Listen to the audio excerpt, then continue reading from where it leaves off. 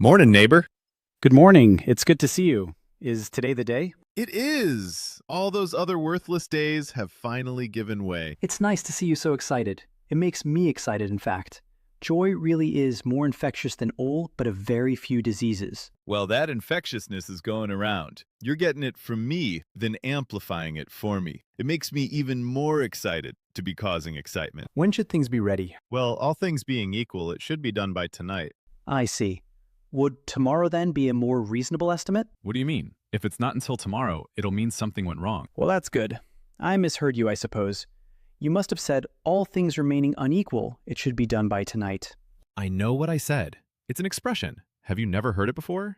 I'm saying that if nothing changes, everything should be done tonight. Does that mean that it will be ready tomorrow? What do you mean? Well, an unchanged state is an impossible one. Is that really a point you must make right now?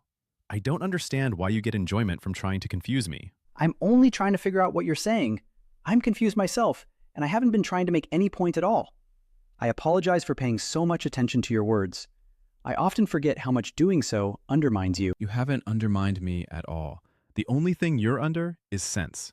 And I can tell you that everyone wonders whether you'll ever resurface. All you do is attack people and try to find one little unimportant way in which they are wrong.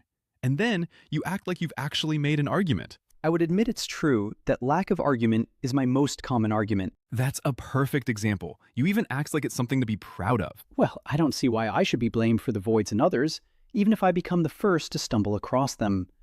Discoverers often have their discoveries named after them, which I wouldn't be against, but they are, after all, rarely blamed for the fact of what they discover. If your argument unravels before it even fully leaves your mouth, then it's your own fault for not taking the time to properly stitch it. If an argument is put forward, then I don't see why it shouldn't be put through its paces. After all, my reality should not have to be a product of your sentimentality, in the same way that your discomfort should not have to be my disqualification. Is all this just because I said the word equal? Are you really going to take a position against equality, then expect me to listen to you? My expectation is usually that I'll be ignored, despised, and laughed at by whomever I'm with. However, when away from me, and thus willing to think about my arguments, then the person will find their holds to be sound, no matter how hard he tries to pry them. After a long enough time has passed, whatever argument I made will sink into the person and become just another aspect of his worldview, and he'll find some other face to apply to the origin of the argument so that I can remain the thing that was ignored, despised, and laughed at. That's my expectation. If that's your expectation, why will you not change? Have you ever thought of the fact that if everyone thinks you're wrong, then you might actually be so? I think that very thing every day. In fact, I usually assume I'm wrong, and then that leads me to being right. I always assume you're wrong too. You always assume yourself to be right. There's a difference between the two, and it's a very important distinction. You could, however, say you always assume I'm wrong by way of always assuming I'm going to be opposed to you, which makes it so. The only one of us who makes assumptions all the time is you. You even make ones no one else ever would, and you make them every day too. I bet you're against equality just because you realized no one else is. Does that mean you are pro-equality? Of course. You don't even need to call it that since everyone's for it. Does that mean you're able to tell me what equality is? Have you never seen an equal sign? Does that mean it's a mathematical equality you're talking about, rather than an actual one? Of course not. They're obviously the same and it. What, for example, would happen if I were to write the simple math equation of 1 equals 1 on a piece of paper? What do you mean? Well, what would you say? Would you say it was true or false, or that not enough information has been provided for you to? I would say it was true, of course. In what way? In the way that 1 equals 1. You don't even need to use a formula or anything like that. 1 equals 1 in a mathematical way. Of course. What about the actual way? What do you mean?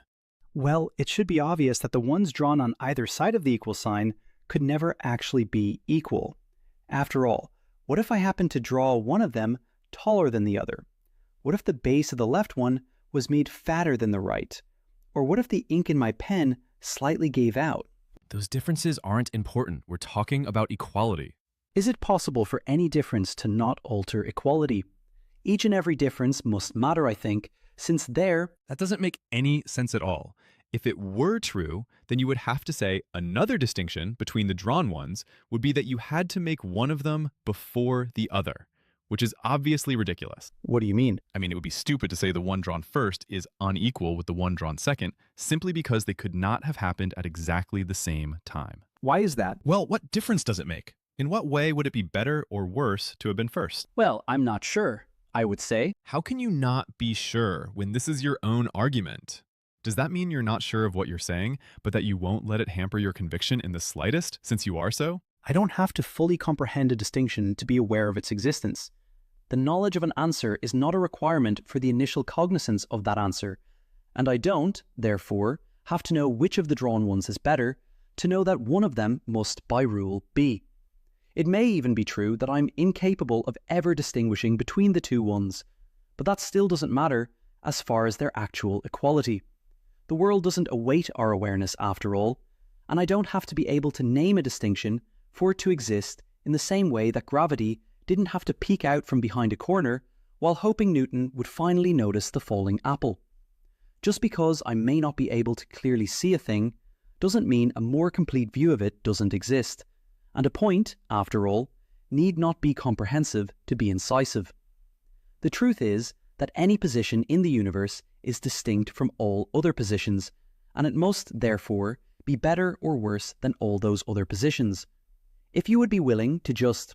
The only one of us lacking will is you, and I'm sure you're just repeating what some... Are you able to identify for me a single way in which the drawn ones would be actually equal? Well, they're obviously the same, which is what I've been telling you this whole time, and... Same is not equal, and never let anyone blend the two in your mind.